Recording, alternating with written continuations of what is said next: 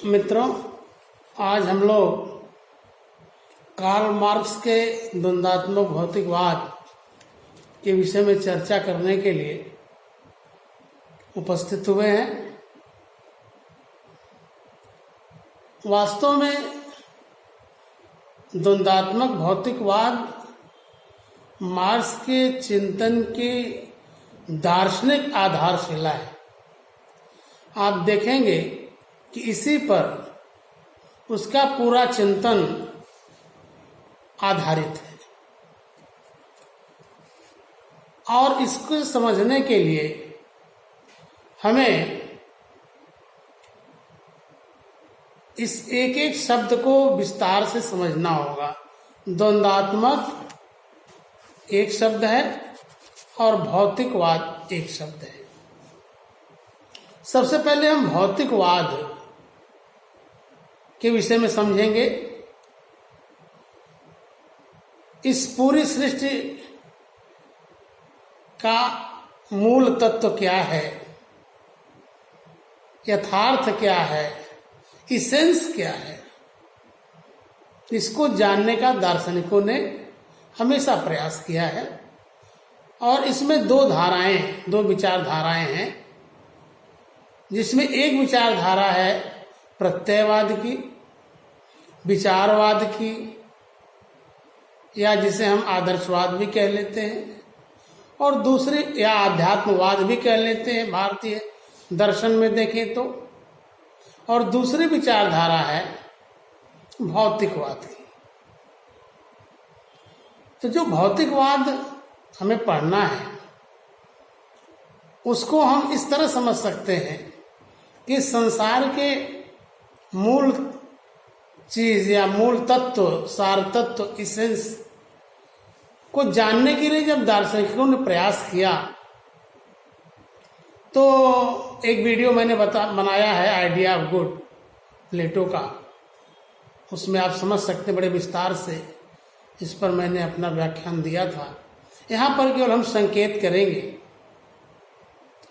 तो एक प्रत्यय को मानता है कि इस जगत का जो सार तत्व है वो प्रत्यय है, चेतना है, विचार है।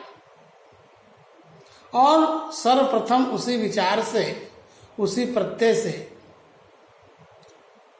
ये जगत अपने विभिन्न क्रमों में होता हुआ विकसित होता है। यानी मूल तत्व आइडिया है। और ये जो जगत है, ये जो संसार हम देखते हैं, जिसको छू सकते हैं, जिसका अनुभव कर सकते हैं, जिसको हम महसूस करते हैं, यह उस मूल तत्व प्रत्यय जो है, आइडिया जो है, उसका रिफ्लेक्शन है, उसका प्रतिबिंब है। जैसा कि प्लेटो ने भी कहा कि world of ideas and world of shadow. एक प्रत्ययों की दुनिया है जो अस्थाई है, अपरिवर्तनशील है, मूल है और सत्य है। और दूसरा जो है वो उस प्रत्यय और विचार, वर्ल्ड ऑफ आइडिया की शैडो है। यह जगत, अर्थात यह जगत क्षणभंगुर है, परिवर्तनशील है। ऐसी व्याख्या प्लेटो ने भी की, यानी प्रत्यय को मानने वालों ने की। और यही बात बाद में चल करके जर्मन विचारक हीगल ने भी किया। उसने भी अपना जो इतिहास की व्याख्या का दर्शन दिया है, उसमें भी बताया है कि यह पूरी सृष्टि जो है, यह विश्वात्मा का एक प्रकटीकरण है, चेतना का पृथ्वी पर आगमन है, divine March of God on earth. और वह ईश्वर के रूप में कह लें या चेतना के रूप में कह लें, स्पिरिट के रूप में कह लें, आत्मा के रूप में, विश्वात्मा के रूप में कह लें, वो हीगल का ये क्रम आता है। तो ये जो पूरा क्लियर हो गया कि एक ऐसी विचारधारा जो पूरे संसार के मूल तत्व को आइडिया मान के चलती है, प्रत्यय मान के चलती है, प्रत्ययवाद उसे कहते हैं। अब उसी के विपरीत, ठीक अपोजिट, दूसरी विचारधारा है जो ये नहीं मानती। वो कहती है कि नहीं, मैटर जो है, भौतिक पदार्थ, वो सत्य है। जब ये दुनिया है और जब हम हैं, तभी तो हम सोच सकते हैं, हम चिंतन कर सकते हैं, विचार कर सकते हैं। इसलिए रियल वर्ल्ड क्या है? आइडियलिस्टों के लिए, प्रत्ययवादियों के लिए आइडिया है, और मेटेरियलिस्टिक जो विचारधारा रखते हैं, मेटेरियलिज्म से जो संबद्ध हैं, वो कहते हैं नहीं, भौतिक जगत ही सत्य है। भौतिक जगत अपने अंदर के परिवर्तनों और संघर्षों से आगे बढ़ता रहता है, समाज में विकास होता रहता है। इसलिए जो कुछ भी है वो वास्तव में भौतिक जगत है, प्रत्यय जगत उसका अनुकरण है, एक दूसरी विचारधारा है। तो ये दो तत्व हो गए, एक भौतिकवाद के, एक आध्यात्मवाद के। प्रत्ययवाद को अध्यात्मवाद मैंने पहले कहा है। जैसे भारतीय चिंतन में आत्मा परमात्मा की बात लेकर करते हैं कि यह ईश्वर का ही धीरे धीरे अवतरण है किसी न किसी रूप में। तो हमने समझ लिया दो चीजें, एक तो हमने समझ लिया प्रत्ययवाद और दूसरा समझ लिया भौतिकवाद। अब भौतिकवाद ही हमारा विषय था, यानी भौतिकवाद मानते हैं कि ये जो अलौकिक जगत की बात की जाती है, अनुभवाश्रित बातें की जाती, ट्रांसेंडेंटल चीजें जो की जाती हैं, या जो आध्यात्मिक स्पिरिचुअल दर्शन दिया जाता है, यह मूल तत्व या ज्ञान का स्रोत नहीं है। ये जो भौतिक जगत है यही सत्य है, और भौतिक तत्वों पर ही संसार निर्भर करता है। अब ये भौतिक जगत की बात यदि आप करें तो यूनानी चिंतन में भी, जिस पर कि मार्क्स का शोध ही था, डेमोक्रिटस और एपिक्यूरियस दो विचारक थे, उनके प्रकृति के दर्शन, प्राकृतिक दर्शन के भेद के संदर्भ में दोनों भौतिकवादी थे। डेमोक्रिटस भौतिकवादी था, और एपिक्यूरियस जो था वह धर्म को नहीं मानता था, वह नैतिकता को नहीं मानता था। तो इन दोनों से, चूंकि उस पर शोध ही किया था, प्रभावित था। फ्योरबाख था, फ्योरबाख भी भौतिकवादी था, उससे मार्क्स बड़ा प्रभावित था। और बाद में एक परंपरा ये चल गई कि हम उसी को सत्य मानते हैं जो हमारे साइंटिफिक अप्रोच से सही माना जाए, जिसमें हम गैलीलियो, और जब 17वीं शताब्दी में गैलीलियो जो आया और उसने फिजिक्स का नियम दिया, बाद में न्यूटन ने उसे आगे बढ़ाया, हम पाते हैं कि ये थॉमस हॉब्स, ये भी भौतिकवाद, और उसको बल्कि साइंटिफिक मेटलिज्म, एक मेरा वीडियो है हॉब्स का वैज्ञानिक भौतिकवाद, आप देख सकते हैं, विस्तार से उसमें बताया गया है। और एक तरह से साइंटिफिकली उसने प्रूव किया है कि मनुष्य अपने अनुभवजन्य ज्ञानों से, सेंस से सेंसेशन होता है, मोशन होता है, एक्शन होता है, रिएक्शन होता है, डिजायर होता है, पैशन होता है, और उसी से धीरे धीरे आदमी अपना सब काम करता है। इसमें चेतना तो बहुत बाद में आती है, रीजन बहुत बाद में आता है।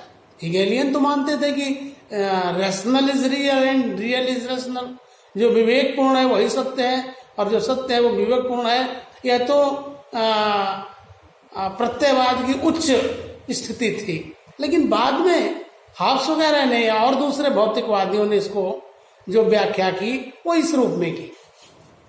और इस तरह से अब दो चीजें हमने समझ ली, प्रत्ययवाद और भौतिकवाद। एक शब्द और हमने इसमें देखा है, द्वंद्वात्मक। द्वंद्वात्मक भौतिकवाद, तो हमें समझेंगे कि द्वंद्ववाद क्या है, द्वंद्वात्मकता क्या है, डायलेक्टिक। तो बंधुओं, ये द्वंद्ववाद जो है, डायलेक्टिक इज ए प्रोसेस, ये एक प्रक्रिया है सिस्टम को चलाने की। यह यूनानी भाषा के डायलिगो शब्द से बना है, जिसका अर्थ होता है वाद विवाद करना, बहस करना, तर्क करना, और उस वाद विवाद, बहस या तर्क से सत्य तक पहुंचने का प्रयास करना। तो एक फिलोसफिकल मेथड है डायलेक्टिक। इसका प्रयोग सुकरात ने, प्लेटो ने खूब किया है अपने संवाद में, अपने पुस्तकों में, अपने रचनाओं में, और पूरे वर्ल्ड को समझने के लिए वो डायलेक्टिक पर डिपेंड करते हैं। अब उस डायलेक्टिक को बाद में चल करके प्रत्ययवादी विचारक, आदर्शवादी विचारक हीगल ने एक्सेप्ट किया। और पूरी सृष्टि की व्याख्या हीगल ने उस डायलेक्ट्रिक के हिसाब से कर दी। उसने बताया कि ये जगत जो दिखाई पड़ रहा है वह विश्वात्मा का एक प्रकटीकरण है। समाज का विकास एक सीधी रेखा में नहीं होता है, वो टेढ़ी मेढ़ी रेखाओं में होता है। अब हीगल का द्वंद्ववाद तो अलग से पढ़ा जाएगा, संकेत के रूप में बता सकते हैं, और उतना ही उचित होगा यहाँ समय को देखते हुए कि हीगल भी यही कहता है कि जैसे विश्वात्मा जो आती है तो उसे आइडिया, नेचर, स्पिरिट माने प्रत्यय, प्रकृति और तेज जन्म लिया। फिर स्पिरिट से क्या होता है? Subjective spirit, objective spirit, absolute spirit. पूर्ण विश्वात्मा से कहते हैं। एब्सोल्यूट स्पिरिट में जो है आर्ट, रिलीजन और फिलॉसफी है। ऑब्जेक्टिव स्पिरिट में जो है वो राइट है, मॉरलिटी है और लॉ है, अरे सोशल इथिक्स है। राइट है, लॉ है और सोशल इथिक्स है। और सोशल इथिक्स में फैमिली है, सिविल सोसाइटी है और देन स्टेट है। तो अंत में इस प्रक्रिया में वो स्टेट बाद में आता है, लेकिन स्टार्ट करता है उस विश्वात्मा से जो शाश्वत चेतना है। ये पूरा द्वंद्वात्मक व्यवस्था बताया है हीगल ने अपने दर्शन में, इतिहास की व्याख्या करने में। और ऐसा उसके पीछे कारण था कि वो जर्मनी के लोगों को के अंदर धार्मिक भावना पैदा करना चाहता था, और ये कहता था कि ये जो जर्मनी का या राष्ट्रवाद का जो विकास है ये विश्वात्मा का प्रकटीकरण है, हमें इसमें कुछ करना नहीं है, केवल उसमें उसके विकास में हाथ बटाना है। अब ये तो हीगल का द्वंद्ववाद हो गया। तो अब हम भाषा के तौर पर देखें तो हम तीन चीज समझ सकते हैं कि हमने आध्यात्मवाद समझा, इतिहास के इसेंस, जगत के इसेंस की व्याख्या कैसे हम कर सकते हैं, प्रत्ययवाद और भौतिकवाद। प्रत्ययवाद को आध्यात्मवाद या चेतनावाद के रूप में हमने समझा, जिसमें प्लेटो को, सुकरात को और हीगल और इसको समझा। फिर भौतिकवाद की बात आई, जिसमें फ्योरबाख से लेकर के यूपिक्यूरस, डेमोक्रिटस और बाद में हॉब्स तक के हम चर्चा करते हैं। अब हॉब्स ने क्या किया, अब ये हमको समझना है। हॉब्स ये सब पढ़ चुका था, ये सब जानता था और अपनी परिस्थिति भी जानता था। इसीलिए उसने कहा कि जगत की व्याख्या, philosophers has interpreted the world in various way, the time has come to change the world. यानी अब तक के दार्शनिकों ने इस जगत की विभिन्न रूपों में व्याख्या तो खूब की है, लेकिन अब समय आ गया है कि अब केवल व्याख्या न की जाए, परिवर्तन किया जाए। तो इसने क्या किया कि इसने हीगल के द्वंद्ववाद को और फ्योरबाख के भौतिकवाद का, इन दोनों का समन्वय कर दिया अपने हिसाब से। और समन्वय करके, क्योंकि हीगल के द्वंद्ववाद में तो प्रत्यय है, आइडिया है, तो उसमें प्रत्यय को नहीं लिया उसने, उसमें केवल प्रोसेस को लिया, डायलेक्ट्रिक को लिया, और फ्योरबाख के मेटलिज्म को लिया। और इस तरह से उसने, हीगल वो खुद कहता है मार्क्स कि मैंने और कुछ नहीं किया है, बल्कि अपने द्वंद्वात्मक भौतिकवाद में, बल्कि हीगल के प्रत्ययवाद को जो सर के बल खड़ा है, उल्टा खड़ा है, उसे हमने सीधा कर दिया है। यानी हीगल माइंड को पहले मानता है, मैटर बात को बाद में मानता है। मार्क्स ने मैटर को पहले माना और माइंड को बाद में माना कि भौतिक चेतना ही जो है उसी से चेतना का, सामाजिक चेतना का निर्माण होता है। ये नहीं कहना है कि चेतना से भौतिक परिस्थितियों का निर्माण होता है, भौतिक परिस्थितियां मानव चेतना का निर्माण करती हैं। और इस तरह से द्वंद्वात्मक भौतिकवाद मार्क्स का आता है। अब द्वंद्वात्मक भौतिकवाद मार्क्स के इंटरप्रिटेशन को यदि हम ले, उसकी स्थिति को ले, तो इसमें दो तीन चीजें समझने लायक है। पहली चीज तो ये है कि द्वंद्वात्मक भौतिकवाद में या द्वंद्वात्मकता में ही तीन चीजें जान ले, वाद, प्रतिवाद और संवाद। वाद किसे, यानी थेसिस, एंटीथेसिस और सिंथेसिस। थेसिस कहते हैं एक अवस्था, एक वस्तु या एक सिद्धांत को, लेकिन उस थेसिस में, उस वाद में उस स्टेज में, एक स्थिति ले लीजिए, कोई स्टेज ले लीजिए, उसमें पहले तो उसका कॉन्ट्राडिक्शन दिखाई नहीं पड़ता है, लिमिटेशन दिखाई नहीं पड़ता है, रहता है, वो दिखाई नहीं पड़ता है, वो धीरे धीरे प्रकट होता है। विरोध, अंतर संबंधों का अंतर्द्वंद, और फिर बाद में उस वाद का विरोध होता है, जिसे एक दूसरी स्थिति पैदा होती है, इसको हम प्रतिवाद कहते हैं, एंटीथेसिस। उसमें वाद की तुलना में अलग से विचारधाराओं को दूसरे रूप में माना जाता है, लेकिन ये भी बहुत दिन तक नहीं चलता है। इसके भी अंतर्विरोध धीरे धीरे प्रकट होने लगते हैं, इनके भी लिमिटेशंस आने लगती हैं, और फिर ये जो है, जब अपना चरम बिंदु पर यह विरोध पहुंचता है, तो एक नई व्यवस्था बन जाती है, जिसको हम संवाद कहते हैं, सिंथेसिस। थेसिस, एंटीथेसिस और सिंथेसिस। सिंथेसिस में वाद के भी कुछ गुण रहते हैं, प्रतिवाद के भी कुछ गुण रहते हैं, लेकिन सिंथेसिस भी ऐसा नहीं कि इसमें इंटरेक्शंस नहीं है, लिमिटेशंस नहीं है, कोई कमी नहीं है, वो भी धीरे धीरे फूटती है, व्यक्त होती है, और जब व्यक्त हो जाती है तो कुछ दिनों बाद चल करके वो जो संवाद है वही वाद बन जाता है, सिंथेसिस थेसिस बन जाता है। फिर उसका विरोध होता है, एंटीथेसिस आता है, फिर कुछ दिन एंटीथेसिस चलता है, फिर इन दोनों का विरोध होता है तो सिंथेसिस आता है। तो thesis, antithesis, thesis, antithesis, synthesis, ये क्रम चलता, रुकता नहीं, चलता रहता है। कब तक चलता रहता है? जब तक कि इसका पूरा विकास का क्रम अपने अंतिम लक्ष्य तक न पहुंच जाए। हेगल में अंतिम लक्ष्य क्या था? राज्य था। और मार्क्स में अंतिम लक्ष्य क्या है?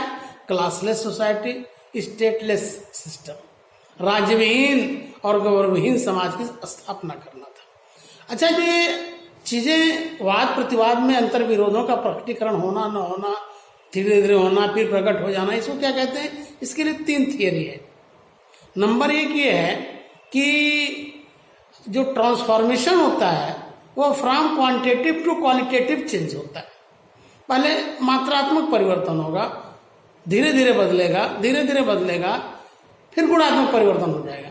जैसे वाटर आप ले लें, लिक्विड होता है, और उसी वाटर को, सेम चीज को आप देखते हैं कि रूपांतरित जब होता है, यदि आप फ्रीज में डाल देते हैं फ्रीजिंग पॉइंट पे, तो धीरे धीरे वो पहले थोड़ा सा द्रव जो है थोड़ा सा ठोस होगा, थोड़ा ठोस होगा, और बाद में पत्थर बर्फ बन जाएगा, ठोस हो जाएगा।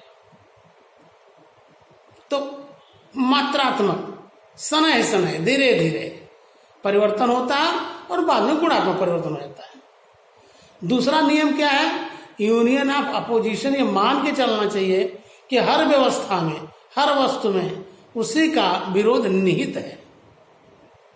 जैसे जीवन में मृत्यु निहित है, जैसे दिन में रात निहित है, रात कहीं अलग से नहीं आती है, या रात में दिन नहीं अलग से नहीं आता है। दिन होता है, मात्रात्मक परिवर्तन होता है, 6 बजते हैं, 7 बजते हैं, 8 बजते हैं, ऐसे धीरे धीरे धीरे धीरे टुवर्ड्स नाइट हम बढ़ रहे हैं, और बाद में आते आते फिर शाम 6, 7, 8 आते आते गुणात्मक परिवर्तन होता है, डे नाइट बन जाता है। ऐसे नाइट डे बन जाता है। कैसे होता है? अकस्मात नहीं होता है। तो पहला सिद्धांत है मात्रात्मकता से गुणात्मकता की ओर परिवर्तन का सिद्धांत। दूसरा है विरोधों में एकता का सिद्धांत, यूनियन ऑफ अपोजिशन, माने उसी वस्तु में उसी वस्तु का विरोध निहित होता है। जो भी मैंने उदाहरण दिया कि जीवन में मृत्यु निहित है। जैसे मैंने उदाहरण देना चाहता हूं, जैसे आम, मैंगो खट्टा होता है, एक स्थिति आती है, लेकिन धीरे धीरे क्वांटिटेटिव चेंज होता है, उसमें थोड़ा मीठा होता है, थोड़ा मीठा होता है, थोड़ा मीठा होता है, और एक दिन ऐसा आता है कि वो पूरा मीठा हो जाता है। तो खट्टे का अपोजिट है मीठा। वो कहीं से आम के अंदर इंजेक्ट नहीं किया गया है, लेकिन उसमें ऐसे ही मात्रात्मक परिवर्तन होते होते होते गुणात्मक परिवर्तन हो जाता है। तो ये स्थिति भी आपको मार्क्स के इस द्वंद्वात्मक सिद्धांत को समझने के लिए याद रखनी चाहिए कि पहले मात्रात्मक परिवर्तन होता है, और बहुत दिन बाद फिर वो गुणात्मक रूप में बदल जाता है। और दूसरा ये कि उसी व्यवस्था में, किसी भी व्यवस्था में उसी व्यवस्था का विरोध निहित होता है।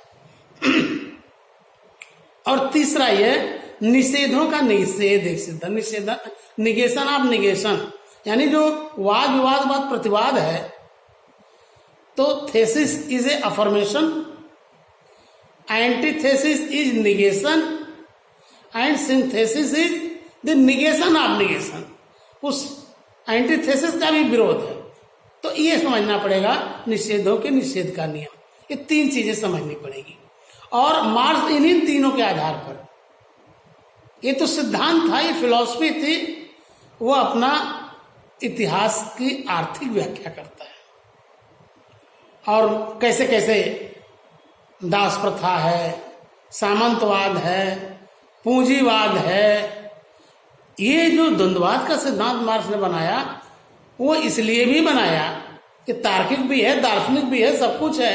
यह उन श्रमिकों के लिए प्रेरणा का स्रोत है कि वो जाने कि जिस पूंजीवाद के खिलाफ हम लड़ रहे हैं, ये पूंजीवाद अमर नहीं है, क्योंकि मार्क्स कहता है कि हर व्यवस्था में उसी व्यवस्था का विरोध निहित होता है।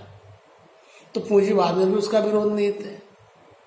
पहले वो मात्रात्मक परिवर्तन होगा, फिर गुणात्मक परिवर्तन होगा, यानी पूंजीपतियों के खिलाफ जो श्रमिक और मजदूर संघर्ष करेगा, थोड़ा थोड़ा परिवर्तन आएगा, थोड़ी सी आजादी मिलेगी, थोड़ा शोषण कम होगा, थोड़ा वेतन अच्छा मिलने लगा, करते करते करते करते वो परिवर्तन बदल जाएगा, गुणात्मक परिवर्तन हो जाएगा, व्यवस्था बदल जाएगी।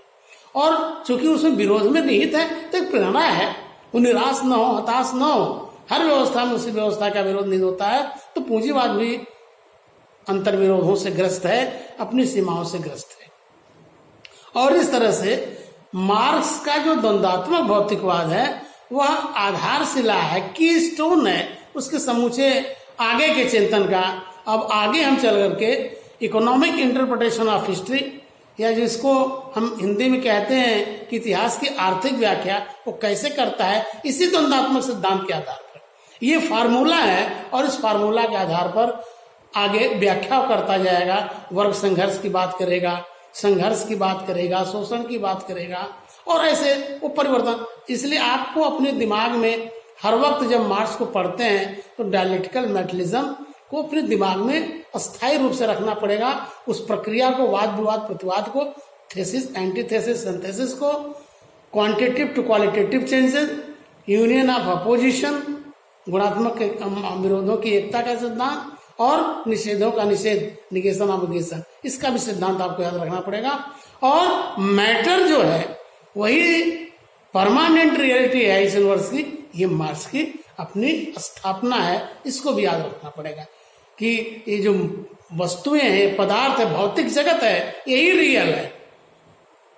ये प्रत्ययों की दुनिया नहीं है, ये विचारों की दुनिया नहीं है, ये आदर्शों की दुनिया नहीं है, बल्कि जो हमको दिख रहा है, जो अनुभव हो रहा है, जिसे हम महसूस कर रहे हैं, और जो रोज बदल रहा है, यही वास्तविक जगत है, यही रियल वर्ल्ड है, जिसको हम डायलेक्टिकल मेटलिज्म के आधार पर समझते हैं। अब आगे चल करके हम और दूसरे सिद्धांत करेंगे, और इस तरह से हम अगला हमारा उद्देश्य होगा अगले वीडियो का कि इतिहास की आर्थिक व्याख्या का जो सिद्धांत मार्क्स का है, इकोनॉमिक इंटरप्रिटेशन ऑफ हिस्ट्री, उसे समझा जाए। धन्यवाद।